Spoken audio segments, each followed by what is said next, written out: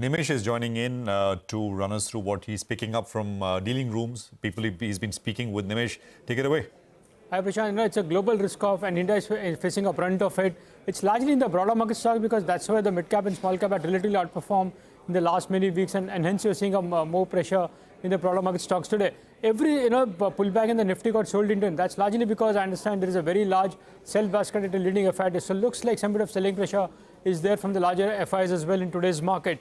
Financials has been a big drag. The index is down nearly 2.5%, but within that it's the NBFCs which have fallen more than the private banks. But as far as flows are concerned, that's largely in the private bank and some PSU bank stocks. So that's where the supply seems to be from the larger FIs. I guess there are some, from an India point of view, a couple of indicators to watch out for.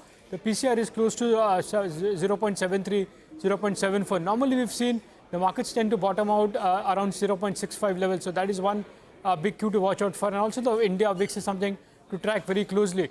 But globally, there are some reports now, and maybe indication as well that maybe central banks will come into action. In fact, Chris Wood wrote in his note as well in today morning that maybe an intra-meeting cut by the Fed is very much likely. So any action from central bank will be very important to watch out for.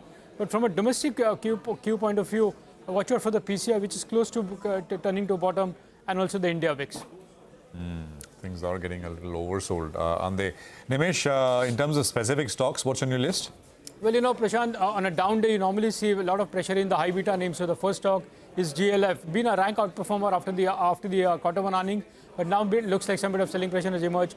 So there is selling pressure and expect high delivery volumes in DLF today. The second stock is M&M Fin. This is interesting. They gave out a monthly update, and that was not very strong.